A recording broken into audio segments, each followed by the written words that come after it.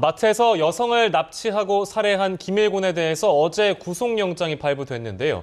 김일곤은 여전히 자신이 피해자라고 주장을 하면서 이른바 살생부 속의 인물들을 언급하기도 했습니다. 네, 이 내용과 관련해서 짚어보겠습니다. 최영일 시사평론가, 박준 변호사 자리하셨습니다. 어서 오십시오. 어서 오세요. 안녕하세요. 자, 주머니에서 28명의 이름이 적힌 명단이 나왔죠. 네. 저희가 이제 살생부라고 언급을 했는데 좀 무섭습니다. 어쨌든 그런 명단이 있었다라는 쪽에 무게가 실리는 것 같고요.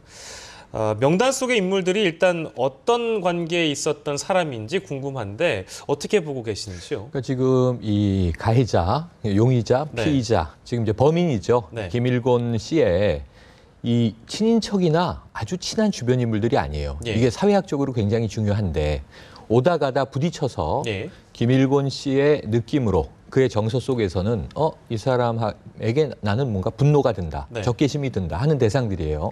예를 들면 뭐 간호사의 이름도 있었고요. 지금 이제 언급됐다고 하는 사람이 이제 K모 씨인데 지난 5월 달에 접촉사고가 있었던 겁니다. 오토바이를 타고 가다가 그랬는데 이 김일곤의 주장으로는 자신이 피해자고 상대가 가해자인데 뒤집어졌다. 그러니까 벌금 50만 원을 받은 거예요, 김일곤이. 그러면서 이번 경찰 조사 결과 밝혀지는 좀 놀라운 일들이 그 사람에게 칼을 보여주면서 벌금을 당신이 내라고 했는데 그 사람이 내지 않은 거죠. 왜냐하면 피해자, 가해자가 이제 뒤바뀐 주장을 하는 겁니다. 이런 식으로 이런 정도의 우리가 일상생활에서 뭐 접촉사고가 있을 수도 있고요. 거래를 하다가 또 이제 누군가 불만을 갖는 사람이 손님이거나 뭐 주인이거나 있을 수 있고요. 또 술을 먹고도 크고 작은 접촉이 벌어지는데 그러한 사람을 눈여겨봐 두고 그의 인적사항을 적어놨다가 살인의 대상으로 삼았다. 이번에 이제 살해당한 주모 씨 여성의 경우도 사실은 이제서야 그 왜 납치했는지 그 전모가 이제 드러나고 있는 중인데 결국은 K모 씨를 유인하는 데 이용하기 위해서 아무 죄가 없는 주모 씨 여성을 납치해서 뭔가 이 의도된 시나리오를 전개하려고 했는데 이 사람이 자기 뜻대로 움직이지 않으니까 결국 살해했다라고 하는 정황이 나오고 있는 거군요. 거든요. 이런 점에서는 정말 이 28명 살생부에 있는 분들 혹은 그 외에 김일곤과 이 크고 작게 관련됐던 분들 굉장히 위험했던 상황이 아니냐 이렇게 판단할 수 있겠습니다. 네. 김일곤의 말과 행동을 보면 이해하기 어려운 부분들이 굉장히 많은데요. 그 검거 직전에 동물병원에 들러서 안락사용 약물을 구매했다고 하는데 어떤 의도였다고 보시나요? 그러니까 두 가지 다 같습니다. 뭐 지금 살생부에 나왔던 사람에게 위해를 가하기 위한 그런 측면도 있었을 걸로 보이고 두 번째로는 매스컴에 본인의 내용들이 다 나오다 보니까 어떤 그 자살을 할 수 있는 극단적 선택을 하기 위해서 두 가지 다 생각을 할 수 있는데 막 제가 좀 개인적으로 생각했을 때는 첫 번째 이제 남한테 위해를 가할 때는 지금 그 여성한테 가했는 거 보면 흉기로서 막 가했거든요. 굳이 안락 사용이 어떤 약을 필요로 했을까 싶은 거 보면 한편으로는 극단적인 순간에 왔을 때 본인한테 자살할 수 있는 그런 도구로 쓰기 위해서 그런 측면도 크다고 봐야 될 것 같습니다. 어느 쪽에 무게를 싣기보다는 아무튼 둘 다 쓸 수 있도록 그렇죠, 둘 다 쓰는 거죠. 안락사 약을 구입하려고 시도하다가 결국은 잡힌 거잖아요. 그렇죠. 자충수였네요. 근데요, 그 주머니 속 명단 외에도 그 소지품을 보면 칼, 안경. 근데 저희가 주목해야 되는 부분은 립스틱인데요. 립스틱이 의미하는 건 뭘까요? 립스틱 같은 경우는 두 가지 같아요. 이것도 피해자 것 중에 하나를 본인이 가지고 있는 걸 수도 있고요. 또 한편으로는 성적 도착증의 하나로서 뭐 성애 같은 걸로 이런 물건들, 여성 물건들을 보유하고 있는 걸로 보이고 뭐 둘 중에 둘 다 가치라고 볼 수도 있을 것 같고 뭐 지금 김일곤 자체가 아주 흉악한 범죄를 저지르고 여성들한테 자주 범죄를 저지르거든요. 그러다 보니까 립스틱도 보유하고 있는 걸 보입니다. 사실 김일곤의 심리 상태 저희가 이제 화면을 보더라도 표정이나 말이나 행동 모든 것들이 사실 불안정하다는 그런 것들이 방송을 통해서 많이 알려지고 있는데 만약에 정신 이상 그 검사 결과 문제가 있다 이렇게 판단이 되면 처벌 수위에도 영향을 이거를 상당히 말을 많이 하는데 혹시 정신병자이기 때문에 책임이 없기 때문에 무죄가 되거나 형이 약해지지 않을까 이런 얘기들 하는데 이 책임이라는 거는 범죄를 한 당시에 이거를 판단도 분간 자체를 못하는 걸 말하는 겁니다. 지금 어떤 우울 증세가 있다든지 흉악스러운 어떤 성향이 있는 것하고 범죄가 책임이 없어지는 건 아닙니다. 분명히 여성인 걸 알았고 내가 하는 행동이 살인인 걸 알았고 훼손돼버려서 훼손하는 행동을 본인이 인지하고 했다면 이거는 형을 반영할 때 깎지는 절대 않을 걸로 보입니다. 게다가 전과가 22범이잖아요. 그렇죠. 그럼 그 정도 계속 했다는 거는 책임을 본인이 책임질 만한 어떤 변식 능력이 있다고 봐야 되거든요. 그렇기 때문에 이게 정말 문제가 있는 상황이 아니라면 그게 이제 자기 무죄가 되거나 책임이 반영될 여지는 없을 걸로 보입니다. 근데 이게 그 전과 22범인에도 불구하고 경찰의 관리 대상에서 제외됐다 이런 얘기가 나오고 있는데요. 이거 문제 아닙니까? 문제죠. 문제인데 지금 최근 들어서 흉악범죄가 김일곤 사건뿐만 아니라 계속 증가하고 있는 것을 우리가 보고 있죠. 네. 사실은 뭐 우리가 안산에서 인질극, 그 이후에도 인질극, 사실은 또 뭐 이 세종에서 총기로 이제 살해 사건이 벌어지고 이런 좀 흉폭한 범죄들이 늘어나고 있다는 것을 우리가 체감적으로 갖고 있는데 문제는 지금 국감 중입니다만 경찰력에 한계가 있다는 거예요. 그러니까 이제 경찰 조직에 이런 문제를 계속 질타를 하면 돌아오는 답변은 인력과 예산의 한계. 한계는 분명히 있습니다. 우리 치안이 모두를 다 이 뭐 일거수일투족을 감시할 수 없거든요. 그래서 지금 그러한 보조적인 장치로 CCTV라든가 뭐 블랙박스 이야기들이 많이 나옵니다만 문제는 이러한 것들은 예방적인 조치가 아니라는 거죠. 사후적으로 범죄가 발생했을 때 범인은 누구인가, 언제 어디서 어떻게 납치됐나 이런 걸 확인할 수는 있지만 물론 CCTV가 달려 있는 것만으로도 예방의 효과가 이제 있다고 주장하는 학자들도 있습니다만 문제는 뭐냐면 김일곤 같은 흉악범을 막기에는 역부족이라는 거예요. 특히 이제 이 대형 마트나 백화점 지하 주차장 굉장히 위험한 것으로 지금 드러나고 있지 않습니까? 그런 측면에서는 그렇다면 예산과 인력에 탄만하기에는 이젠 우리 사회의 위험도가 많이 높아졌다. 그렇다면 더 우리가 치밀하게 예산을 늘려야 될 부분은 늘리겠지만 더 과학적으로 아니면 이 같은 경찰력이라고 하더라도 또 효율성을 높여서 이러한 흉악범죄를 막기 위한 대응책이 필요하다라고 하는 사회적인 인식은 이제 커진 거고요. 거기에 대해서는 결국은 정부와 경찰 당국이 뭔가 좀 더 선진화된 경찰 수사력 혹은 또 이 사회 안전망 예방 차원의 답들을 내줄 수 있어야 된다라고 보는데요. 우선 말씀하신 대로 사건이 터지고 나서 보니까 전과 22범 정도의 흉악범, 거기다 이제 폭력, 살인, 뭐 이 강도 강간 이런 전과가 있는 사람들은 더 엄밀하게 관리해야 되는 것은 명확한 사실이죠. 그래서 이 명확한 사실을 어떻게 우리가 현실에서 실천할 것인가 여기에 대해서는 경찰 조직이 답을 좀 내줘야 될 것 같습니다. 현실적인 부분들을 지적을 해주셨는데요. 물론 저희가 그런 부분들을 감안을 하지 않는 건 아닙니다만 전과 22범을 관리 안 하면 그럼 어떤 사람들 관리해요? 이게 우범자 관리라는 건데 사실 좀 착오가 좀 있었는 것 같습니다. 우범자를 어떻게 통보하냐면 해당 교도소에서 이 사람을 좀 경찰서에 당신의 주소지니까 문제가 될 수 있다. 우범의 가능성이 있다. 그러니까 그런 걸 통보를 해야 되는데 아마도 착각을 좀 한 것 같아요. 교도소에서도 안 줬고 경찰서에서도 좀 관리를 좀 하고 주소 파악을 해야 되는데 실제로 그쪽에 살지도 않았거든요. 성수동에. 그런 걸 보면 우범자 관리도 안 될 뿐더러 지금 전국에 있는 우범자 중에 10% 정도는 주소지에 없습니다. 결국 말씀하신 것처럼 우범자라는 제도가 있지만 관리는 잘 안 되고 있는 또 이런 것들을 노려서 김일곤이가 이런 범죄를 저지르게 됐다는 그렇게 볼 수 있을 것 같습니다. 지금 상황에서도 예산과 인력이 많이 부족하다라는 지적이 나오는데 걱정이 되는 것이 지난 5년 새 이 보복 범죄가 무려 2배나 증가를 했다고 합니다. 글쎄요, 이렇게 보복 범죄가 증가하는 그 근본적인 원인은 좀 어떻게 그러니까 보십니까? 지금 이제 많은 심리학자들이 분석을 하고 있죠. 이 김일곤의 경우가 과연 사이코패스냐, 소시오패스냐, 또 뭐 히키코모리냐 여러 가지 추정들이 나오는데요. 사실은 이걸 다 큰 범주로 보면 이 아까 말씀하신 뭐 우범자, 뭐 이제 이 범행 재발의 가능성이 높은 전과자, 특히 이제 폭력 전과자 그런 경우에는 이 심리적으로 보면 지금 말씀하신 대로 약 4년 전, 5년 전에 2010년, 11년의 통계가 125건 정도, 지금 지난해 통계가 한 256건 정도니까 2배 이상으로 늘었단 말입니다. 그리고 사실은 크고 작은 범죄는 더 늘고 있어요, 명확하게. 그다음에 우리가 최근에 언론에서 많이 다루는 이야기가 주로 분노 조절 장애라는 이야기를 하고 있는데 참 많이 이야기하는데 이게 정신질환으로 분류돼 있지도 않아요. 그러니까 뭔가 이제 이 분노가 터져 나오는 것을 그냥 우리가 사회 현상으로 지칭하는 겁니다. 그러니까 사회 심리적으로 보면 김일곤과 같은 보복 범죄의 심리는 뭐냐 하면 예전에는 뭔가 문제가 발생하면 문제의 절반은 내 바깥에 있고 상대에게 잘못이 있고 두 명이 싸웠을 경우에 또 나도 참지 못해서 미안하다. 이런 뭔가 이제 조절의 균형을 찾아야 되는데 이런 이제 분노 조절 장애의 심리는 뭐냐 하면 모든 요인은 밖에 있다. 나의 밖에. 그러니까 불만이 커지는 거죠. 피해자라고 얘기하잖아요, 막. 그러니까 만나면 그러니까 자신은 피해자고 자신은 살아야 하고 나는 죽여야 될 사람이 있다라고 이야기를 합니다.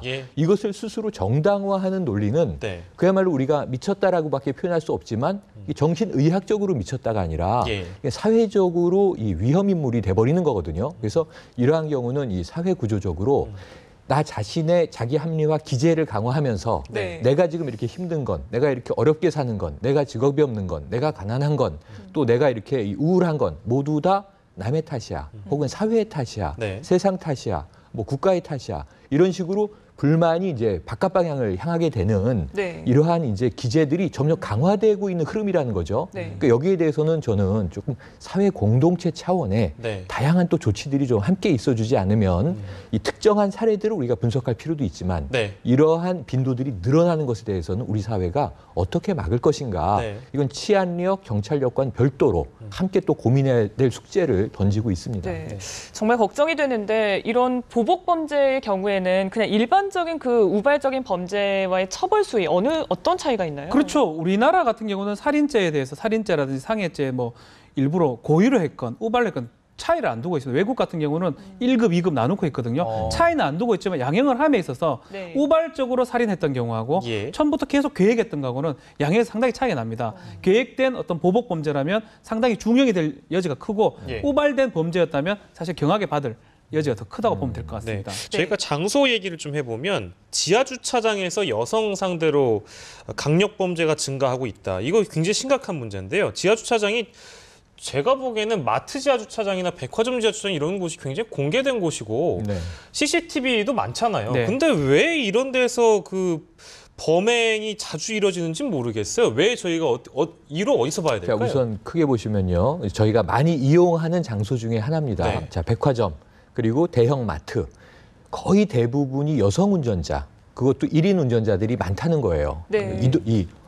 그곳을 이용하는 인구 중에서 그리고 가장 이제 뭐 피크 타임이라고 우리가 해서 유동 인구가 많고 사람이 많을 때는 피하겠죠. 하지만 굉장히 넓습니다. 생각이 여러 층으로 돼 있고요. 아래쪽으로 갈수록 차량의 빈도는 낮아지고 그 다음에 이 인적도 드물어지고 그 다음에 이제 사람들이 많이 이용하니까 안심하고 안전하다고 생각하지만 거기에 사각지대를 한번 찾아보면요. 모퉁이라든가 혹은 외진데 조금 이제 차들이 붙어 있어서 복잡한 데가 귀찮은 이 여성 초보 운전자의 경우에는 안전하고 좀 널찍한 외곽지대, 차들이 없는 데 가서 차를 세우잖아요. 그럴 수 있겠네요. 그 그늘 아래 만약 잠복해 있다가 불특정 누구라도 내가 범행 대상으로 삼겠다라고 하면 의외로 용이하다는 겁니다. 이번에 잘 보시면 이 김일곤이 도피 행각을 굉장히 대범하게 했습니다. 그러니까 사실 전국을 누비다시피 하고 모텔을 스스럼 없이 이제 이용하고 옷을 여러 차례 갈아입고 그랬거든요. 그러니까 과거의 신창원 도주 사태 때 정말 장기간 못 잡을 때처럼 경찰은 나름대로 최선을 다하지만 우리가 열포조리 한도둑 못 잡는다 이런 속담도 있습니다만 범행을 저지르기로 대담하게 마음먹은 사람을 사실 대형마트 주차장, 백화점 안전하다라고 우리가 낙관하기는 어렵다는 것이 이번에 드러나는 거고요. 그러니까 정말 이게 뭐 경찰 조직이나 치안을 내 책임을 묻는 것만이 아니라 스스로 또 자기 방어를 하기 위한 노력을 자구책들을 여성 운전자들이 가져야 한다는 경종도 울리고 있는 사건이 되겠습니다. 뭐 CCTV나 블랙박스 이런 게 있다고 하더라도 사실 인력이나 이런 데 분명히 한계가 있을 것 같습니다. 주차장 관리 요원 이런 부분에 있어서 한계가 있을 것 같은데 좀 어떤 보완책이 마련돼야 한다고 보시는지 궁금한데요. 그러니까 아까 말씀드린 대로 이제 블랙박스는 차마다 있고요. CCTV도 이제 공간마다 있습니다만 문제는 이게 김일곤처럼 약간 정신 상태가 불안한 경우에 아예 치밀하게 내가 잡히겠구나라고 생각하는 사람이 아니라 충동적인 계획적인 범행이 이렇게 뒤섞여 있는 복잡계 범죄의 경우에는요. 일단 마음을 먹으면 사고를 치고 난 이후에 수사를 위한 증거로 쓸 수 있을 뿐이지 예방이 안 될 수도 있다라고 하는 걸 우리가 이번에 좀 깨닫자. 이게 중요한 교훈이고요. 그렇다면 경찰들이 모든 이 범죄 대상 사각지대를 다 순시할 수는 없겠지만 그게 이제 경찰들이 하는 기본적인 활동 중에 패트롤이라는 게 있지 않습니까? 그럼 기존의 대형 건물의 지하 주차장은 경찰이 들어가는 패트롤 구역이 아닌 거죠. 도로만 도는 거였죠. 근데 이제는 경찰이 대형 마트나 백화점의 지하 주차장도 가능하다면 아래쪽부터 깊은 층부터 그래도 주기적으로 패트롤을 해준다는 시그널들을 잠재적 범죄자들에게 줘야 되는 것 아닌가? 실제로 또 돌아야 되는 것 아닌가? 그렇다면은 이제 이 경찰들의 업무는 과중하게 늘어나겠죠. 이 부분들을 해소하기 위한 뭔가 이제 정말 과학적인 방법을 찾아내야 되는 시점에 우리가 도달했다 이렇게 보여집니다. 그런 부분도 진짜 경찰이 고민을 해봤으면 저는 좋겠네요. 여자 혼자 장 보기도 무서운 세상이라면 그렇죠. 어떻게 장을 보겠습니다. 박지훈 변호사께서는 어떻게 보시는지요? 보안 측에 대한 의견을 좀 묻고 싶습니다. 일단은 가장 중요한 거는 CCTV하고 블랙박스는 범죄 예방 효과가 있는 겁니다. 네. 정상적인 사람이라면 내가 이렇게 하면 걸리겠구나.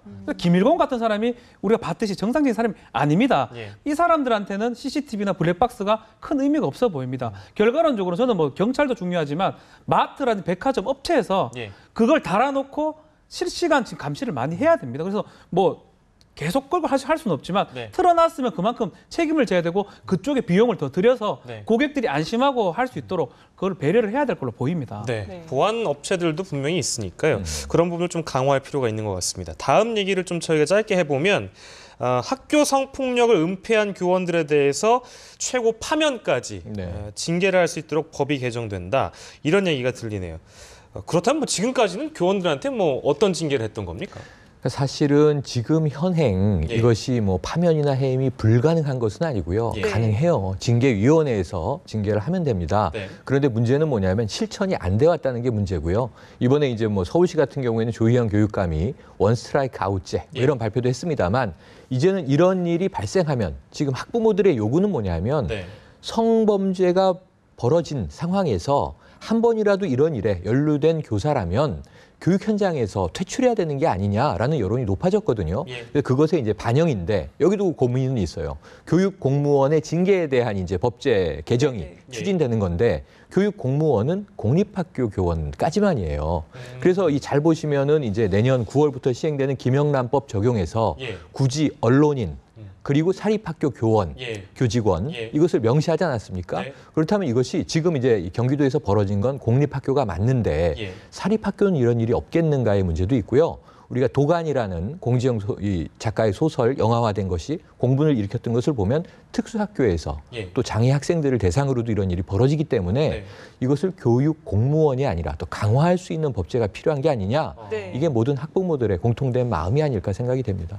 짚어주셨는데 이런 부분들 때문에 징계와 처벌 수위가 더 무거워져야 하는 거 아니냐 이런 얘기 계속 나오거든요. 교육 공무원 징계에 관한 규칙은 이제 국공립 교직원만 가능하고 사립학교는 자체 학교에서 이렇게 징계 규칙을 만들 수가 있습니다. 앞으로는 이제 지금 문제가 교장이나 교감이 성폭력을 발견했음에도 불구하고 처벌 안 한 게 문제거든요. 그 사람들도 다 처벌해버리겠다. 이런 뜻이기 때문에 이제는 은폐하는 것조차도 그것도 범죄라는 걸 명심하고 혹시나 그래 돼서 파면이 된다면 연금까지도 못 받게 하는 그렇게 규정을 하려고 그러거든요. 사립학교도 좀 앞으로는 좀 같이 적용이 돼야 될 걸로 보입니다. 알겠습니다. 저희가 시간 관계상 두 분과의 말씀 여기서 줄이도록 하겠습니다. 지금까지 최영일 시사평론가 박지훈 변호사였습니다. 두 분 고맙습니다. 감사합니다.